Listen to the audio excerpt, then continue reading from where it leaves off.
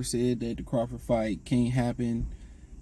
He reacted to them ordering Crawford to fight Sebastian Fundora for the WBO, and he says orders don't matter. Also says Tulowitzki, Fundora promoter, is changing his tune. Now they trying to act tough, so we gonna speak on that. Thumbs up the video, share the video, subscribe to the channel. The subscribe button is the bell icon button. Hit all notifications, increase your chance to get notifications. We go live or drop video. So on the Canelo standpoint of view, I mean, it sounds like he can, he willing to talk numbers and make it happen. Now, did he get brave after seeing the Madrimov fight? I don't know. You even had Jose Benavidez Sr. criticizing Crawford for fighting safe. And like I said before, nobody criticized Madrimov for fighting safe. He fought safe. That's not usually how he fights. He the one that packed it in and was tentative. But like I continue to say, it's always an easy target when you Terrence Crawford. You know what I'm saying? And you got people mad because you won't interview with them. I won't interview with none of you niggas. No, none of y'all. I won't interview none of y'all. All these people want to talk shit behind the computer, but then when they see you in public, oh, can I get an interview? Oh, we cool, oh yeah, I'm a big fan. Man, eat a dick. If we beefing, if you got a problem with me offline, behind the computer screen, but behind an iPad, behind a Galaxy phone, behind an Android phone, an iPhone, behind your cell phone, we got beef in real life. And people get mad when you don't play that fake shit. Only time I play fake is in the corporate place. That's it.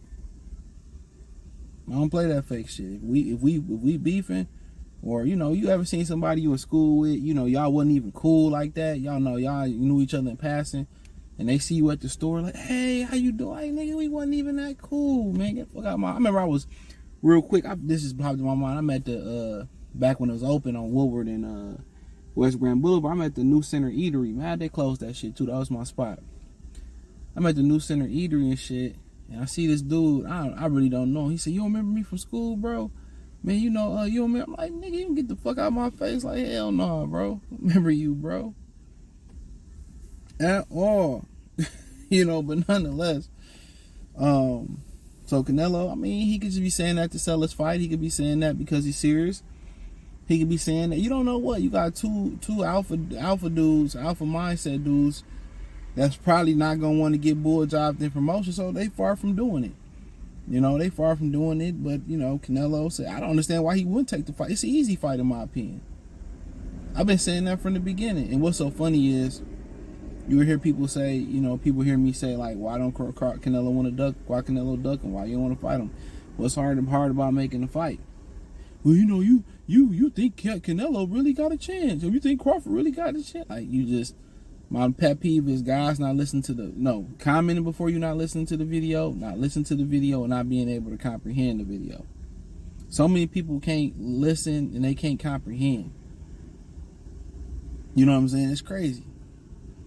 The answer's in the video. Any answer you got is in the video, but they don't listen.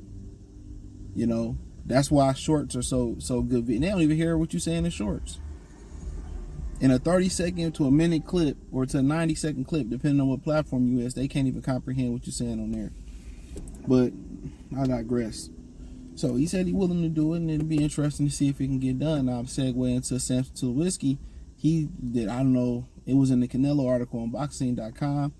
He says after what we've seen in August 3rd, Fundora would, basically destroy Terrence Crawford. That's what he's saying now. Now he's poking his chest out there. We destroyed Terrence Crawford. We all knew this order was coming. This ain't nothing new.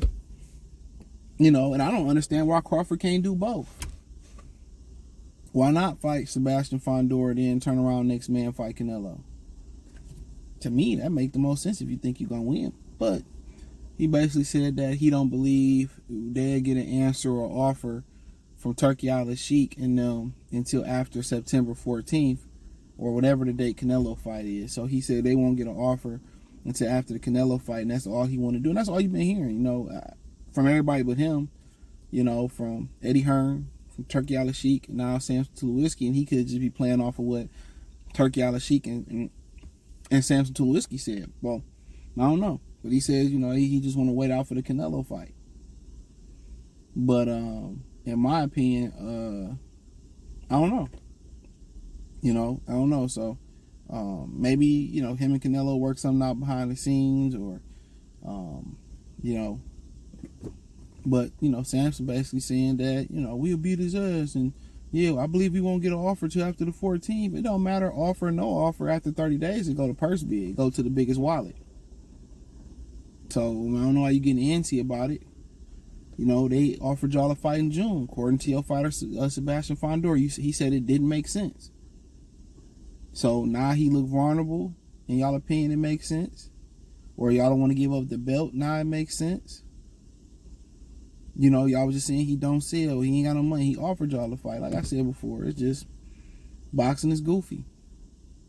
Everything that's lame, that was lame when I was growing up, is cool, and everything is cool is lame. It's lame to be alpha male. It's lame to be masculine. It's lame to want to fight the best. It's lame to want to be a competitor. And Sebastian Fundora shouldn't allow them to trick him out of his position. Defend what's yours and get a belt on top of it. You should be able to beat him. And Sam's like, he 37 years old. Sebastian Fundora kick his ass. Okay, let's see it. I believe that could happen. I'm in the minority. I believe that Fundora. I believe if I was a betting man and I had some money, I probably would put it on Fundora to win, because the odds gonna be in his favor. I'm not saying he would win the fight, but if I'm a betting man and I want to make some money and Fundora's the underdog, I'm gonna take some bread and put it on him. Just my opinion. And at 37 years old, for him to beat Sebastian Fundora, he going to need lateral movement. They talked about that's how they was going to beat Canelo Alvarez, just moving and touching, not to get hitting and not getting hit. That will be the game plan. For 37 years old to do that for a 12-round fight, that's going to be tough. We seen him do it versus Victor Postal. But that was many, many years ago. But that's just my opinion. That's both of them is tough fights for him. But then again, credit to Bud, he must see something, because he tried to fight. He went from trying to fight Tim Tszyu. Something felt real good when I was scratching right there. You pick this beard out. I mean, you brush it. You brush the beard to get the loose hairs out, brother. So you don't get the ingrown hair, especially down here with shave. Pick it to get that long beard look. I'll talk about that on the Patreon, stuff I'm using, but for my beard. But yeah, I feel like he could win that fight. It's a winnable fight.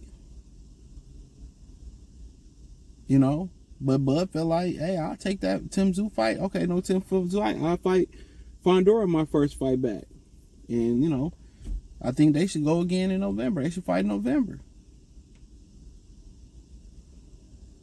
In my opinion.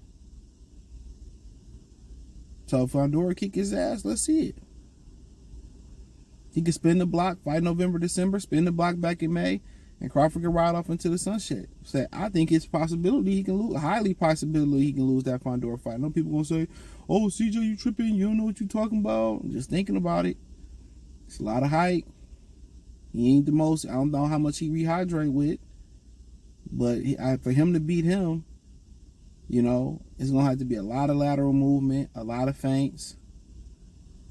You know what I'm saying? And the jab is going to have to be the key. And does Bud sit in his chest? That's a tough fight. Does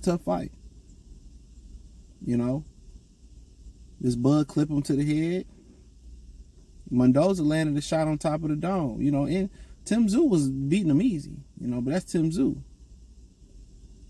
Tim Tszyu was sitting in there and he couldn't miss with his hook. Bud got a good hook though. I can see Bud running away with this though too, but I think it's a competitive fight for somebody that's 37 years old. And a guy that threw a lot of punches. So I think Bud would I think it'd be a great segue for what they want to do versus Canelo. A lot of lateral movement, in and out. What he did with Victor Postal. What's the impressive thing about Bud is he can adapt. And versus Victor Postal, he showed that he can punch off platform. He can punch on the move. So I mean, he bring a lot to the table as a fighter. He was jumping in with hooks. He was jumping in with hooks and dropping Victor Postal. That's how he probably beat Fundora. He probably gonna jump in with hooks and just jump in with punches. He can generate power without having his feet set, and that's the dangerous thing about it. You know, when you start talking about Deontay Wilder, Gervonta Davis, whoever another, Zhang, Bacoli, when you start talking about them as punchers, they got to be set. Bud don't got to be set to hurt you, to generate power. Bud might be one of the few fighters in this generation who don't have to have set feet to hurt you. You know, he might be one of the few fighters that can hit you on the move and get you out of there. I don't think of nobody else for real. Who else we could think of that's like that? Now you knew you ain't got to be set. Pacquiao had to be set since he still, you know, you start thinking about it, the Charlos had to be set. Like, it ain't too many. Floyd used to can do it at the smaller weight classes. Floyd used to move and generate power. Sugar Ray Robinson. You know what I'm saying? Like, that's a special trait to be able to have to move, you know, not have to set and still generate power. It's a special trait. But yeah, that's all I got, man. Other than that, man, hopefully y'all enjoyed the video. But, you know, it's kind of like cornering a coward. Like, you know, when you corner a coward, you know, when you corner a coward, he ain't got no other choice but to fight or ball up. He ain't got no other choice. It was, you know, oh, I ain't trying to fight, and you put somebody back against the wall, either they gonna wilter, whatever you call it, you know, or they gonna stand tall. You know what I'm saying? Sometimes, you know, you put that back against the wall, he gotta fight. You know, but you know, that's what they doing with Sebastian Fundora. They back against the wall, now we kick his ass, we do this, but you passed up an opportunity to fight him. So hit the link tree, find me on X, Instagram, Spotify, Anchor, Cash App, Venmo, PayPal, Apple Podcasts, Spotify, Amazon Music, Kick, Twitch. Check out the Patreon, won't be disappointed. Peace.